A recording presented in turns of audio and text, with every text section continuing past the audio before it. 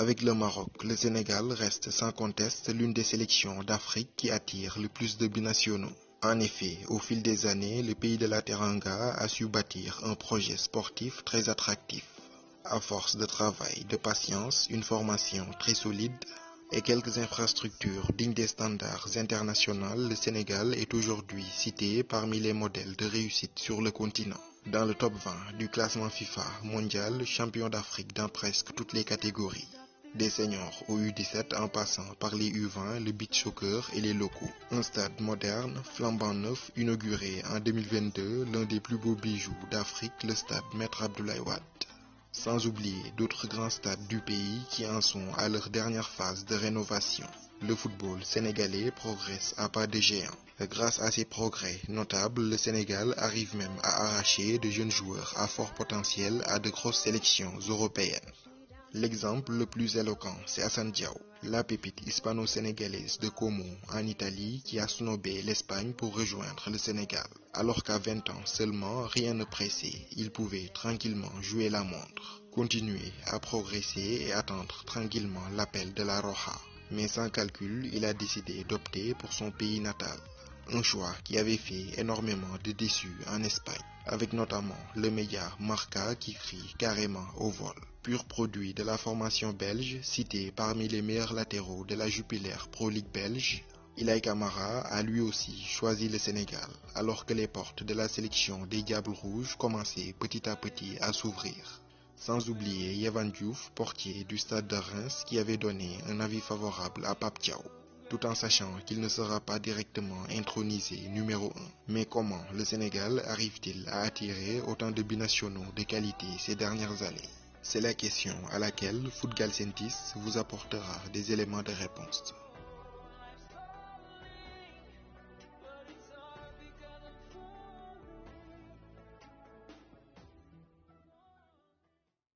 Le Sénégal a sans aucun doute l'une des meilleures formations du continent africain. Ce n'est ni de la vantardise, ni des paroles en l'air, encore moins du chauvinisme exagéré, mais une réalité palpable. L'Institut Diambar de Saly et l'Académie Génération Foot de Denis Biramdao, les deux principaux pourvoyeurs de talents du Sénégal, sont de véritables usines à pépites. Dans l'effectif actuel de la sélection senior, de nombreux joueurs sont issus de ces deux centres de formation. Idrissa Gana Gueye et Pathé Ciss sont formés à Diambar, de même que Bamba Dieng. Sadio Mané, Ismaïla Sarr, Habib Diallo, Pape Matar Sarr et Lamine Camara sortent quant à eux de Génération Foot. Cette solide formation à la base, en plus d'un bon suivi opéré par la direction technique nationale, ont permis au Sénégal d'être très compétitif sur toutes les catégories et d'intéresser encore plus de binationaux. Les joueurs récemment cités ont fait quasiment toutes les catégories de jeunes du Sénégal. La bonne réputation de la formation sénégalaise transcende même les frontières du pays de la Teranga. Même à l'international, le travail remarquable au niveau de la formation est magnifié. Lors d'une interview accordée à Canal+, le défenseur allemand du Real de Madrid, Antonio Rüdiger, avait mis l'accent sur cet aspect. Senegal is like a role model. Yes. Because like look, the stadium they built and everything, and also the school, Mane came from there, you know, like big players who are now for them national team, they came all from there, you know. This needs to be more in Africa, you know. Cette formation sénégalaise est encore plus bonifiée par la signature de nombreux partenariats entre les académies du pays et de nombreux clubs européens. La collaboration la plus connue de tous, c'est celle entre Génération Foot et le FC Metz. Un partenariat qui a permis de faire émerger de nombreux grands joueurs sénégalais. L'Académie Dakar Sacré-Cœur est en partenariat avec l'un des meilleurs centres de formation de France, l'Olympique Lyonnais. Sans oublier Diambar qui à une époque collaborait avec l'Olympique de Marseille.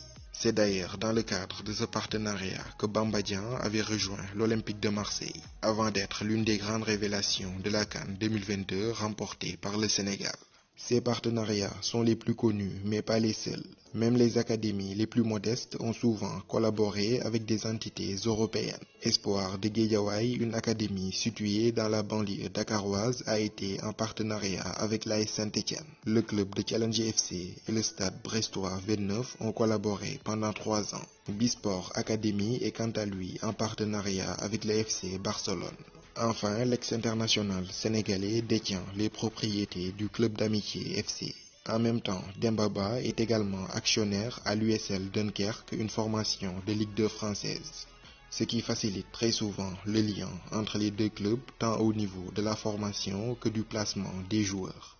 Aujourd'hui, de nombreux jeunes évoluant dans les grandes académies du Sénégal bénéficient quasiment des mêmes formations que leurs alter-ego européens ou sud-américains. Ils sont très vite imprégnés des exigences du haut niveau, ce qui explique en grande partie l'adaptation très rapide de certains jeunes joueurs sénégalais à peine arrivés en Europe.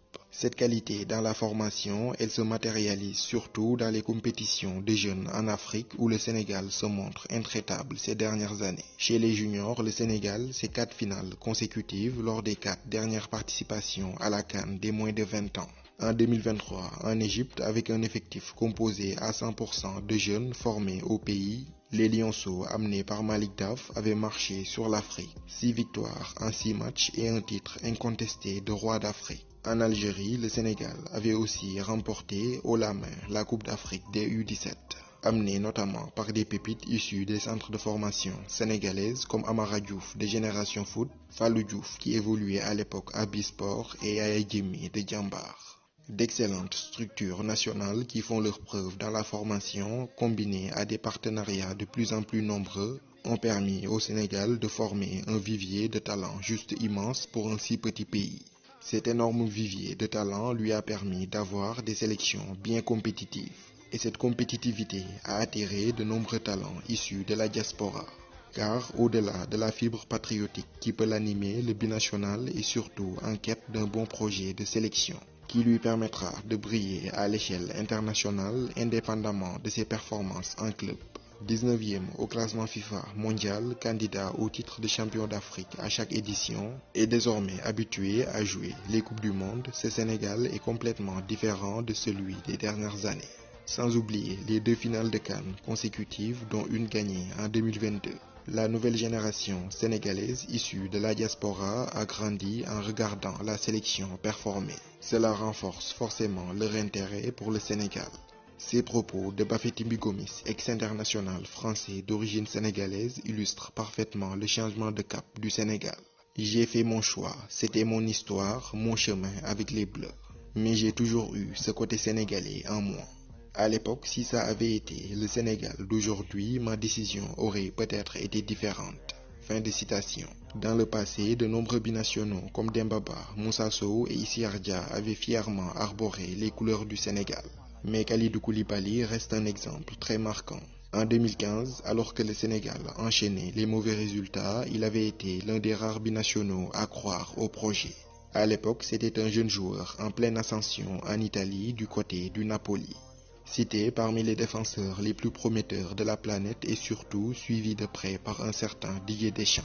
En reconstruction, à l'époque, le Sénégal d'Aliou Cissé tenait déjà son profil de classe mondiale en défense. Il a été un exemple et au fil des années, de nombreux binationaux ont suivi ses traces. Keita Baldé en 2016, Youssouf Sabaly et Mbaye Niang en 2017, Abdou Diallo et Nampalys Mendy en 2020, Pape Gueye et Bouna Sarr en 2021. Moussa Niakhaté et Ismaël Joshua Jacobs en 2022. Et tout récemment, Assane Diao, Yehvan Diouf, Ilaï Kamara et en attendant peut-être le Milanais Malick Laye Diaw.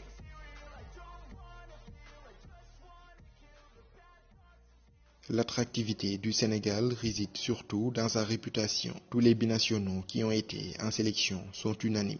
Les conditions en équipe nationale du Sénégal sont excellentes, quasiment similaires à leur environnement habituel en Europe. Maintenant, en termes d'organisation, pour notre part au Sénégal, c'est très similaire à ce que j'ai connu en France. On voyage dans des bonnes conditions, avec des bons vols, on va dans des bons hôtels, même quand on est au Congo. On est sponsorisé Puma, tu vois, il n'y a pas grande différence, parce qu'aujourd'hui, au Sénégal, tu as un système d'académie déjà. Donc les mecs, ils sont formés. C'est pas comme il y a 20 ans où c'était compliqué. Kana, il vient de Djambars. C'est-à-dire que depuis 15 ans, il est dans le circuit aussi. Il n'est pas en Europe, il n'est pas à Clairefontaine, il n'est pas à Châteauroux, ok. Mais il est à Djambars, et ça bosse aussi. Il faut savoir que la plupart des binationaux ont été élevés dans un cadre de vie occidental. Et les échos qu'ils ont de l'Afrique ne sont pas souvent très positifs. Loin de moi l'idée de vouloir polémiquer, mais en Occident, on nourrit énormément de préjugés sur l'Afrique. Mais une fois que les binationaux sénégalais vont eux-mêmes expérimenter les choses sur place, leurs préjugés et a priori s'effondrent comme des châteaux de cartes. À l'issue de son premier rassemblement avec les Lions au mois de mars dernier, Yehvan Diouf s'était dit agréablement surpris par les conditions et l'organisation. Cette bonne image envoyée par le Sénégal, les binationaux se la relaient de bouche à oreille. Pour preuve, 2 binationaux, 2 anciens de la tanière, Youssouf Sabaly et Keita Baldé, ont joué leur partition pour convaincre Assane Diao. Au Sénégal, les problèmes extrasportifs y sont très rares. Le cadre est sain, serein, en plus des résultats qui vont avec. Bref, toutes les conditions réunies pour une carrière internationale